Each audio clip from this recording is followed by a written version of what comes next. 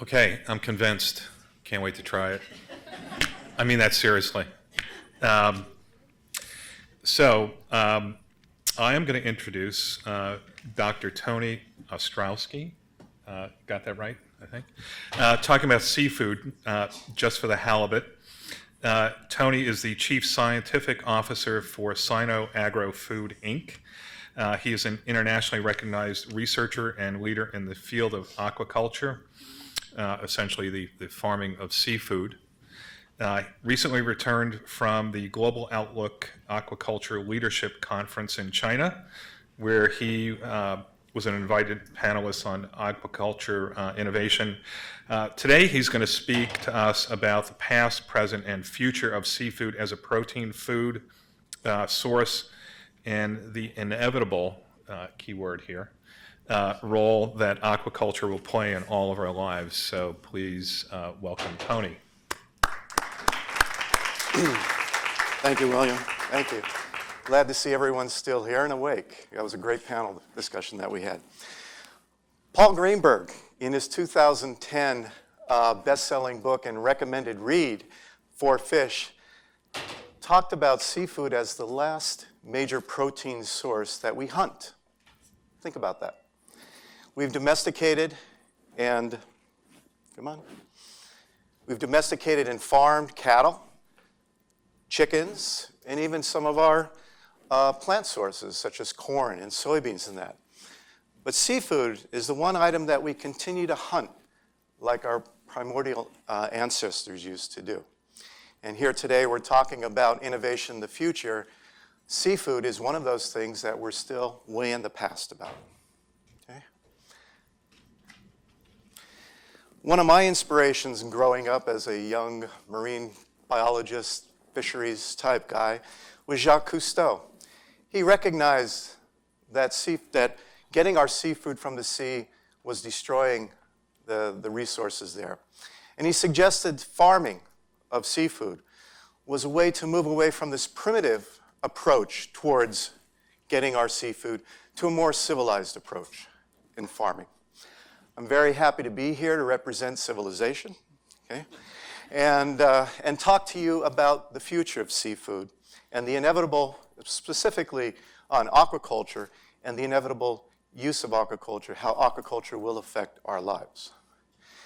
Now, seafood is not only an important source of protein, it actually is the major source of protein in the world today, comprising both of harvest fisheries and of aquaculture right now. So seafood actually accounts for over a third of the world's meat production, and also about 2.6 billion people who live in the coastal areas rely on seafood as a primary protein source. So it's here. Okay? Now, the ratio of capture fisheries of our seafood supply from capture fisheries and aquaculture has changed dramatically over the past several years. Before 1985, less than 10% of all of our seafood was coming from aquaculture. Most of it was coming from the capture fisheries. But over the last 30 years or so, this has changed dramatically. Whereas today, 45% of our seafood now comes from aquaculture.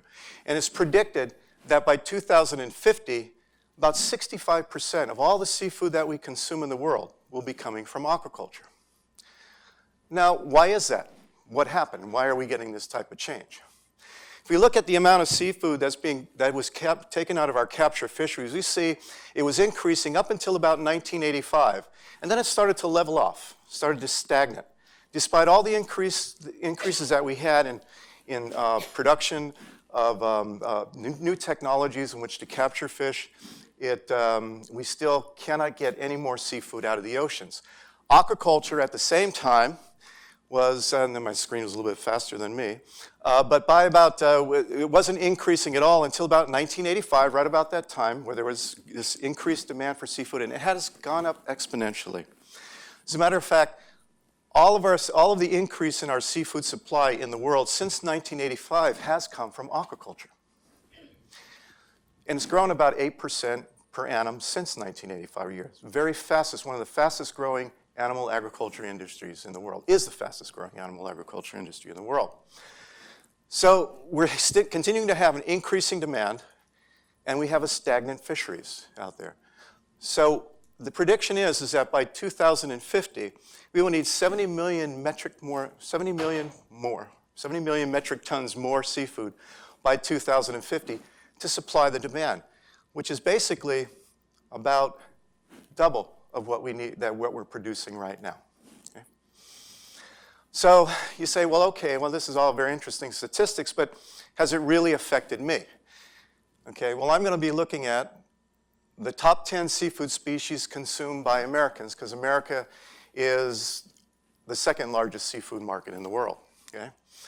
And in 1990, of the top 10 species that were consumed by Americans, only 3, the shrimp, the salmon, and the catfish, were from aquaculture. And of the top 3, the tuna, the shrimp, and the cod, only the shrimp came from aquaculture. Tuna was actually canned tuna, is what Americans ate mostly. Okay? And then pollock was in your McDonald's and other fish and chips, things like that. So roughly only about 31% of what we consumed in 1990 was farmed. 30 years later, of the top 10 species, 5 are from aquaculture. And of the top 3, the shrimp and the salmon from aquaculture have now replaced canned tuna as number 1 and number 2. We've also had 2 new species that weren't even on the list in 1990. The ubiquitous tilapia, primarily from China, okay? And that might change with our new president-elect, though, maybe. And then the other one is Pangasius, or the basa swai, or shuai, which comes comes from the Mekong Delta in Vietnam. So these species weren't even on the list in 1990, but they're coming up, and actually this year, 2017, will be the basa and the swai will be higher than the pollock. So aquaculture is really coming up. So now, 65% of what Americans consume in the United States right now comes from farming. So fish farming is here to stay, but then what are we going to do? Where are we going with it? First of all, I want to step back a little bit and say, well, why aquaculture? We've talked about a lot of different types of protein sources, and so why are we focusing a lot of effort on aquaculture? Well, in animal agriculture, one of the key factors to determine why you're going, actually the key economic factor, most of the costs in feeding animals is in feed, okay? In aquaculture, 60%. And we have a farm measurement of the feed conversion ratio. It's how much dry feed that you feed an animal to get a pound gain in weight. Cattle, as has been talked about a lot here, are one of the most inefficient animals in converting feed to flesh. Okay, so it takes 7 pounds of feed to produce 1 pound of cattle. Pigs, it's a little bit better, it's about 3 to 1. Chickens is about 2 to 1. But if you look at aquaculture, particularly salmon in particular, it's about 1 to 1. So every pound of dry feed that we feed a salmon, we get 1 pound of gain. And if you look at aquaculture as a whole, there are some species that we don't even feed. Shellfish and algae we don't feed. So if you look at aquaculture as a whole, the feed conversion is actually less than 1, 0.5 to 1. It's one of the most efficient forms of animal protein production. Now, so why are fish so efficient? Okay. Well, first of all, they live in water. They don't need to fight gravity. We have to lug our bodies, through the land and carry ourselves, but fish are in a very buoyant environment. So they don't need to expend a lot of energy in fighting gravity. Next, they're cold-blooded animals, and I don't mean of the Scarface variety. But what I mean is that they don't need to regulate their body temperature. We have to use energy, we have to use food to maintain a specific body temperature. Fish don't need to do that, or shrimp or anything like that. So our little friend here, our little piggy friend, would rather stay on land because, as we all know, pigs neither swim nor fly very well. Okay. All right. So aquaculture is the most efficient form of animal protein production. It uses less feed, as we've established. It also uses less land. We've talked about crickets in three-dimensional space. Fish we can also raise in three-dimensional space, and we don't raise all fish on land. It takes less water as well, too. Fish are isoosmotic with their environment. They don't drink water. Some do, but they don't. Saltwater fish drink, but for the most part, fish don't drink water, nor do they perspire like we do, so they take less water. So they're probably one of the most efficient forms of animal protein production, except for our friends, the insects, okay?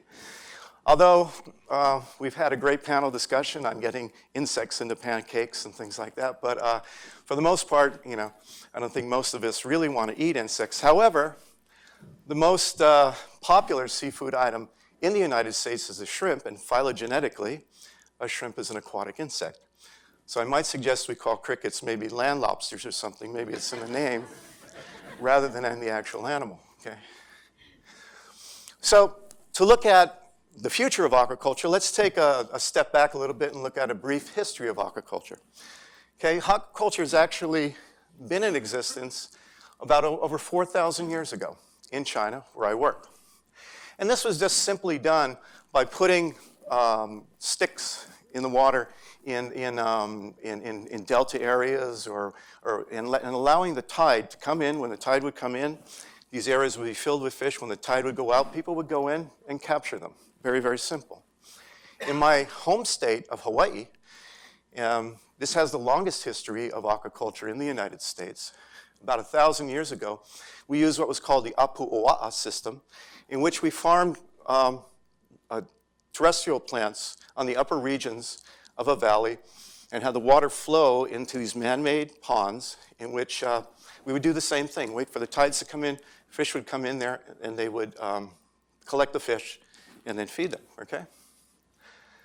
If we move forward about 1,000 years, another couple thousand years in the future, modern aquaculture, we see that aquaculture is pretty much done in the same way as we did several thousand years ago. We just dig a hole in the land or we enclose an area off. Except for maybe we add some modern devices like aeration systems in there with electricity. But pretty much it's done the same way. And most aquaculture in the world is done in ponds or in pens and net cages and racks. Not too much different than what's been done thousands of years ago. So that has created some issues, some growing pains with aquaculture, at least modern aquaculture, since 1985. Okay? The issues have been certainly the environmental issues, such as mangrove destruction.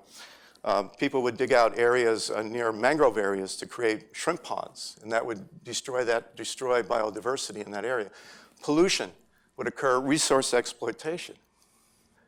Next was biological problems. With intensification of farming, you would get disease. You have unhealthy practices that were occurring and still occur in many parts of the world. And with those unhealthy practices and fish getting sick and diseased, a lot of antibiotic use as well. Final issue was social issues, worker exploitation, slave labor, forced labor going on. So it brought about, over the years, over the last several years, brought about some sensational comments about aquaculture, about it's destroying mangroves, that we're swimming, these fish are swimming in this soup of antibiotics. We're also raising fish on pig poop like that. But let me go back. And since we're raising them on pig poop, I guess they're worse than bacon, maybe. But what I'm here to say is to keep calm and let's continue to eat seafood because things are changing. Key drivers of modern aquaculture development are we have a rising world middle class. With rising world middle class, we have greater education of people going on. And that also fuels their income levels and their buying. You get more money, you usually buy more seafood. Yeah. And we have these, right, with the educational levels, we have rising concerns for food safety, improved human health and nutrition, and demands for sustainable and wholesome practices. This is really evident in China as well, too, where I work. Chinese have been, we've talked about the Chinese and how they exploit their environment, which has been very true. But when the Chinese government decides to do things and change because the people want it, they start changing very rapidly. So this is occurring in China. Very much, everyone's getting concerned about the food that they eat. Okay? And so this is also then moved along the advancement of any kind of eco-friendly technologies, biosecurity for disease prevention, and fish meal replacement for feeds, which I'm going to talk about all these three areas right now. So the future of aquaculture is what we see. It's sustainability. And what does sustainability mean is responsible practices. Okay? These are responsible environmental practices, such as we want to optimize our resources. We want to recycle nutrients, okay, within the environment, and then minimize any effects that we have on the environment. The second area is biological. We're looking more at issues of animal health and welfare, food safety issues, and what we call best aquaculture practices or best practices for the industry. And lastly, we're looking at some social issues, good wages and working conditions, treating people appropriately, quality management systems, and solid business plans. We're looking at the economics of all this so that we can have job longevity. So that's the future. That's where aquaculture is moving for. And you will start seeing more, and we've talked about it here previously, more of the sustainability certification, these third-party sustainability certification practices that are going on. Looking at in the environmental, food safety, social welfare, and animal health and welfare issues along this traceability, transparency in aquaculture production going forward. So you'll see labels as the best aquaculture practices promoted by the Global Aquaculture Alliance, the ASC by the World Wildlife Fund, and even global good aquaculture practices.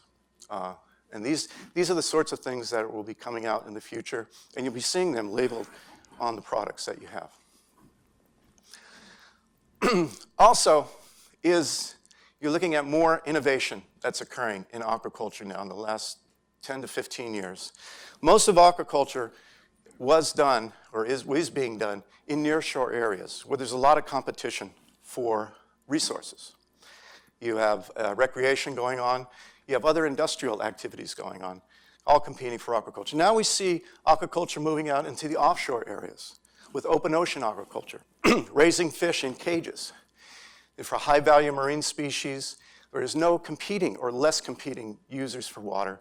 And the effects on the environment is sort of the solution to pollution is dilution, okay, out here in the environment. We're actually moving inshore as well, too, with these recirculating aquaculture systems, where you can have year-round production. These have low carbon footprint because you can maintain these systems anywhere close to your markets as well. You can build them. They're inside buildings. Okay? They're very predictable and reliable. And what we do is we concentrate the nutrients there and be able to use them for other sources. And even in the inshore areas, we have the very fancy terminology of integrated multi-trophic aquaculture, which is really looking at aquaculture being done at various trophic levels. So you're feeding fish, the insoluble nutrients go and feed organisms on the bottom, and some of your organic nutrients are used by shellfish, and then your inorganics are used by seaweeds. So looking at multiple trophic levels to produce seafood.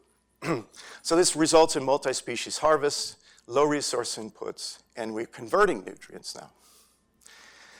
And this is my own shameless plug for my company, Sino Agro Food in Guangzhou, China.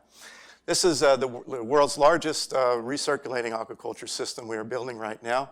It's targeting over 100,000 metric tons, which is about a third of the shrimp production in the entire country of Vietnam on 600 acres. We're raising multiple species there, okay? But we're also, in the soluble waste that's in the water, we're using that to produce plants for aquaponics. And we're taking the insoluble waste and putting that in our fruit and ornamental farming areas, okay? And that is surrounded by a wetland area where we're having a bird sanctuary there. And in China, what's very big now is ecotourism. As urbanization increases in China, okay, less people are out there to get and enjoy nature. And so what is really big business in China right now is promoting areas for ecotourism, so they can come out of the cities and see what farming is there. So this is our holistic approach, the model that we're using in China. One other area that I want to talk about, the last area I want to talk about, is fish meal supply. I talked about capture fisheries and aquaculture, but on the yellow line there, and I'm going to hurry up because I'm running out of time here, but there's this non-food use, and this is what was talked about by Frederica in her presentation, is about fish meal. Okay, this non-food use, it comes from fish, and most of that fish is used either for fish meal, and a lot of it is used for making omega-3 fatty acid supplements. But as you notice the line, that has not increased over time as well, production of that. So that's a pretty stagnant fisheries as well. So fish meal then, if you look at fish meal, over the years in 1960, fish meal was produced to feed and to improve the growth of other animals, poultry and swine. 1960, most of the fish meal that was produced was going into feeds for those animals. But by 2010, with the growth of aquaculture, over 73% of all the fish meal that was being produced was going into aquaculture. The same story for fish oil. Early on in 1960, most of the fish oil was being used to soften butter, okay, and also in the United States for industrial uses. But today, 71% of that fish oil, and by 2010, 71% of that fish oil was being used in aquaculture. So aquaculture was taking a lot of that fish meal and fish oil. And as a nutritionist back in 1985 when I started, we were talking about the fish meal and fish oil trap. How can aquaculture continue to grow, if we're relying on a resource that's not going to be increasing?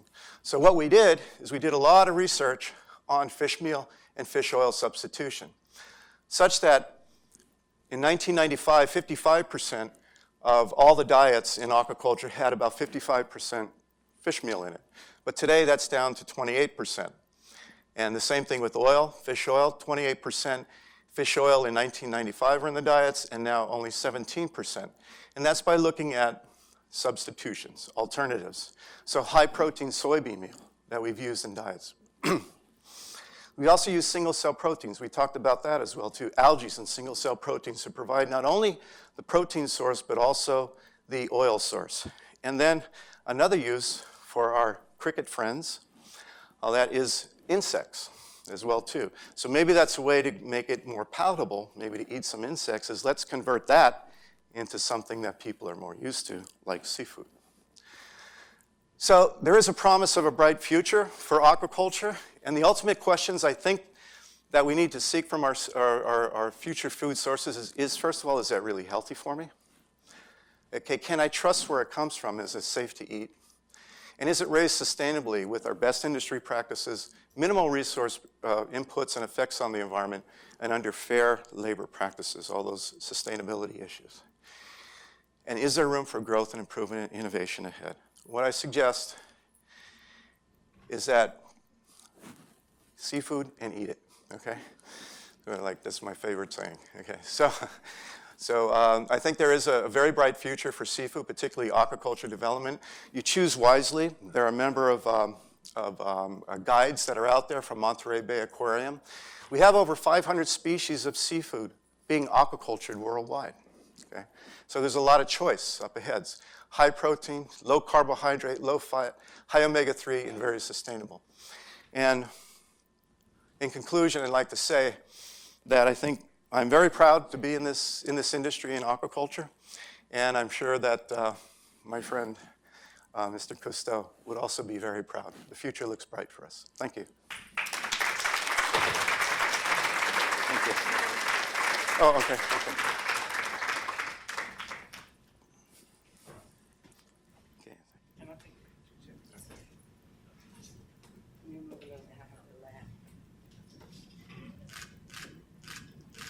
Okay.